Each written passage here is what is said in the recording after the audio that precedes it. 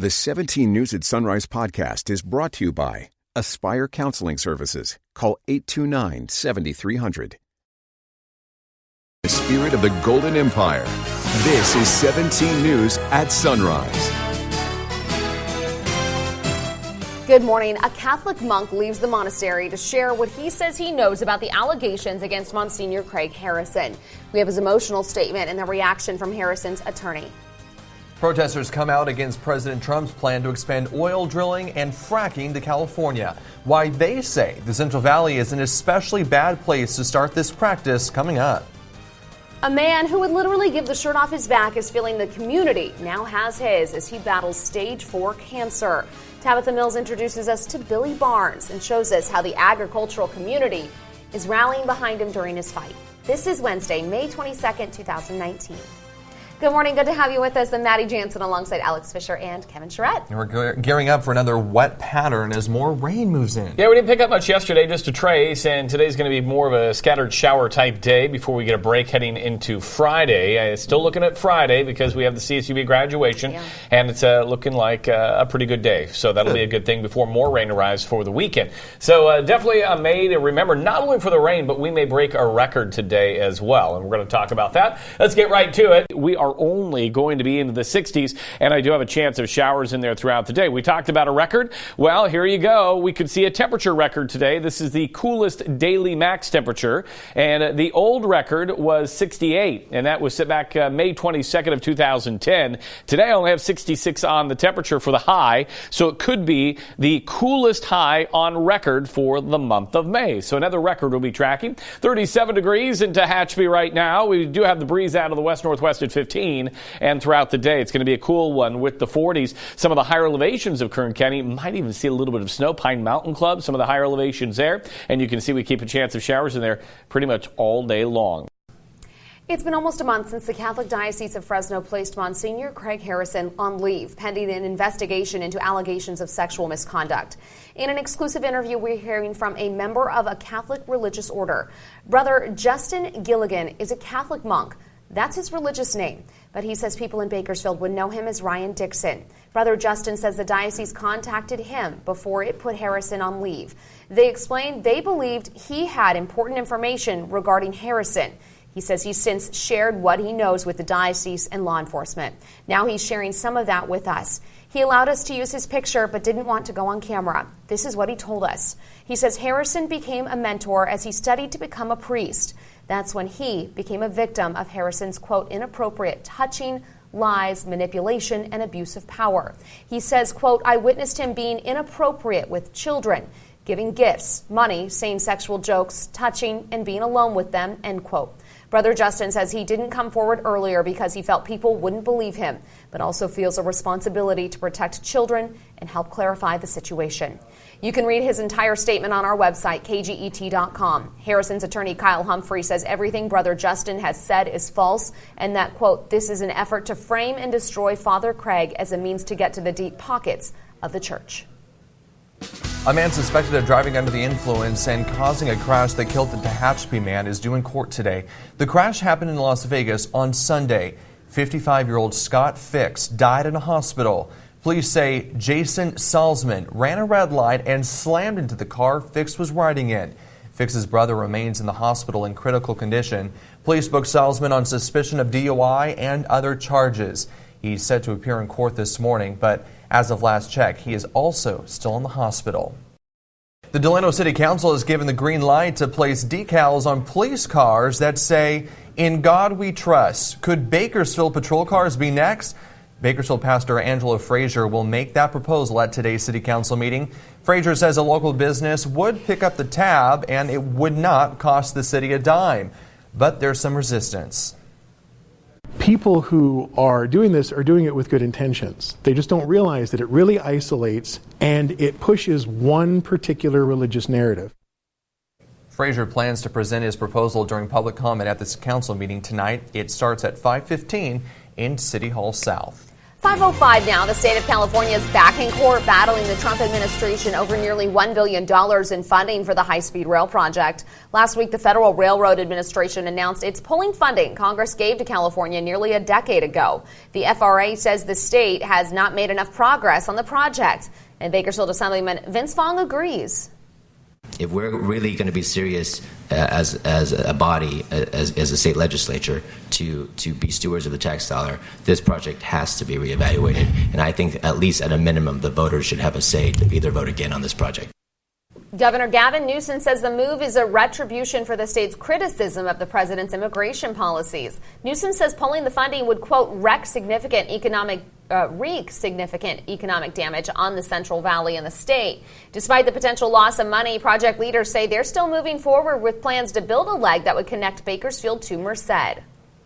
The governor is calling the state's growing homeless problem a national disgrace, so he's creating a task force to address the statewide issue. He made the announcement in Oakland, where county officials say the number of homeless people rose 43% over the last 2 years.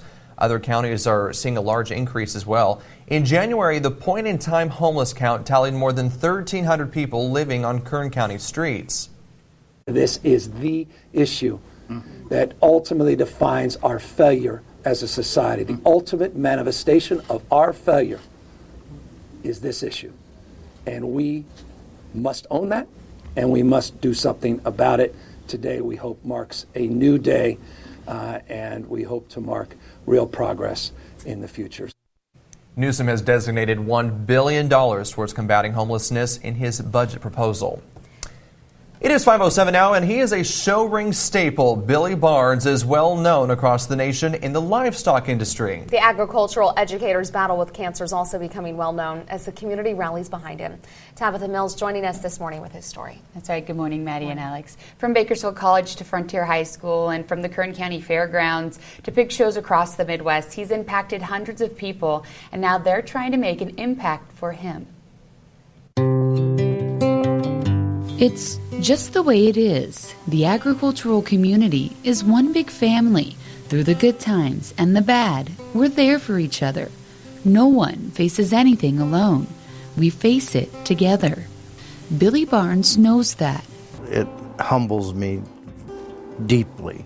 Before I tell you any more, I'd like you to hear a story from his youngest daughter, Madison. A few years ago, I went to go help him out on the farm, and he was wearing this shirt, and it said, just enjoy the show. I was like, oh, I like that shirt, Dad. Like, that's a really cool shirt. And he, starts to take it off, and I'm like, what are you doing? He's like, well, you like this shirt, so I'm going to give it to you. And I'm like, Dad, that you're wearing a shirt. You don't need to give that to me. And he's like, no, I want you to have it. And he just grabbed a dirty shirt out of his truck. I'll never forget that story and that day, because that's just the kind of guy that he is. A story that shares why these shirts can be found across the nation. But if you ask Barnes, it has nothing to do with him.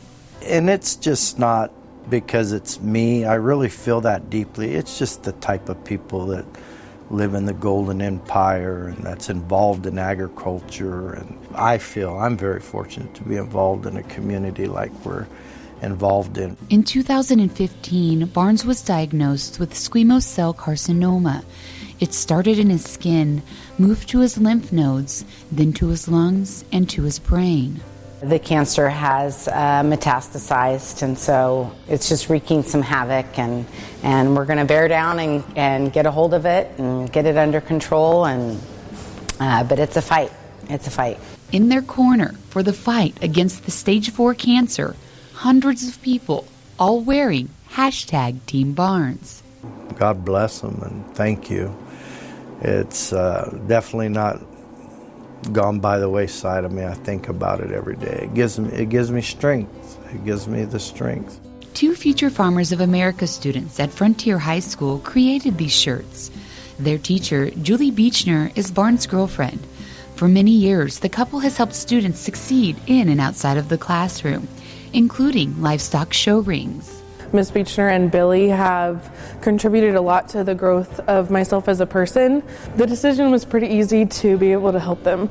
They've made such an impact on our lives, and we just want to make an impact on them. We're both so honored by what our students would do for us, to know that you come in the doors every day and you teach and you educate, and to watch your students give back to you in your time of need is really just more inspiring and honoring than anything else. I can't find the words. I mean, the act of human kindness.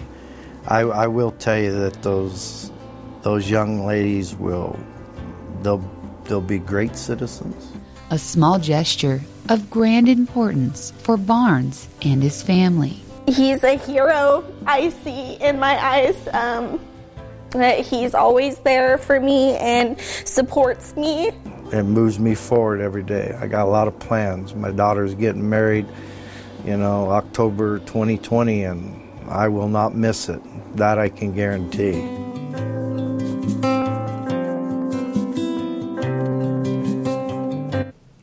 Barnes was accepted into an immunotherapy trial at UCLA. He travels there daily for treatments, and money raised from the T-shirts go to those travel costs. If you'd like to buy a shirt, you can search Team Barnes on Instagram and click the link in the bio. He's going through the unimaginable right now, but yet you listen to what he says, and he still has that positive message of hope. You never know. He's going forward every day, and actually he wakes up every morning at 4:30, goes out and checks the pigs, and does everything. But he's a pretty strong man, so he's fighting good. Well, everyone's behind him. We'll be praying for him. Hi, I'm Scott with Aspire. I want to personally thank Kern County for trusting Aspire with being a part of your family's recovery. At Aspire Counseling Services, we take this opportunity very seriously and would be honored for your continued support. Call us today. Protesters took to the steps of the county administration building. They're not happy about a Trump administration plan to expand oil drilling and fracking to more than 1 million acres of federal land in the Central Valley.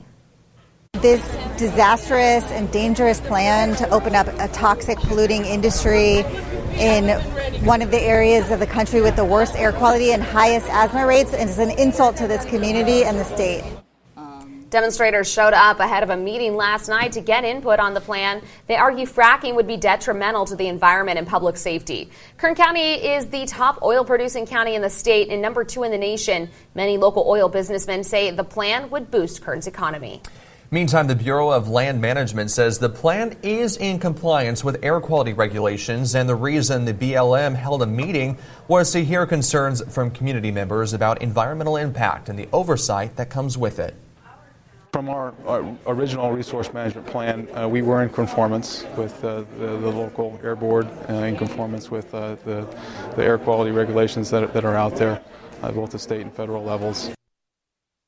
The BLM is holding 2 more public meetings in the Central Valley to get input. The second is happening tonight in San Luis Obispo, and another is set for tomorrow night in Santa Barbara. Lyft is taking some steps to improve safety for riders. Its app will soon have an emergency assistance button. The rideshare company also plans to roll out an increased license plate visibility within the app to help riders better identify the car they're getting into. Later this year, Lyft will also provide sexual harassment prevention education for both drivers and riders. The company is also requiring feedback from both passengers and drivers for ratings less than 4 stars. If you're a young adult looking for a summer job, today could be the day you land one. America's Job Center is hosting a Summer Youth Employment Connection Conference and Job Fair today from 8 a.m. until 12:30 at the Marriott on Truxtun Avenue. This event is for young adults ages 16 to 24. Summer is the time of year when the weather begins to change and many homeowners begin to start thinking about moving. Money reporter Stacey Johnson offers some advice on how those looking to sell should price their home.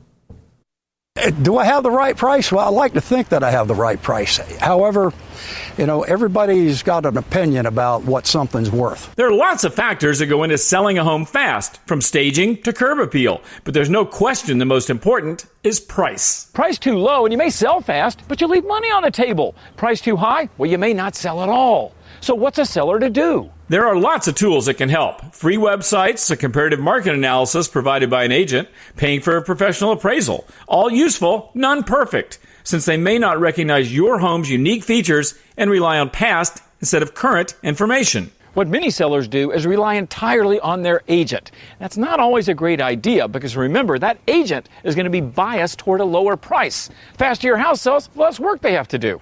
Better idea? Use the available tools. Listen to your agent.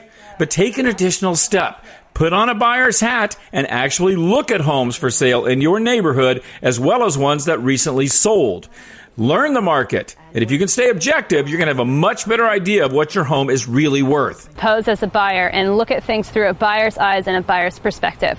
Something else important, decide up front how much and when to reduce the price if you're not getting immediate action. Bottom line, many sellers set a price based on how much they paid for the house or how much they need out of the house. Both these things are completely irrelevant. You want to know the price is right? Then study the market yourself. Talk to your pro, use whatever tools are available, and have a backup plan. Now what you need is more information and links. Both are waiting at MoneyTalksNews.com. Just do a search for real estate. For Money Talks News, I'm Stacey Johnson. Money Talks is brought to you by your local consumer credit counseling service. If you've got debt problems or just want some free budget counseling, call today. The 17 News at Sunrise podcast is brought to you by Aspire Counseling Services. Call 829-7300.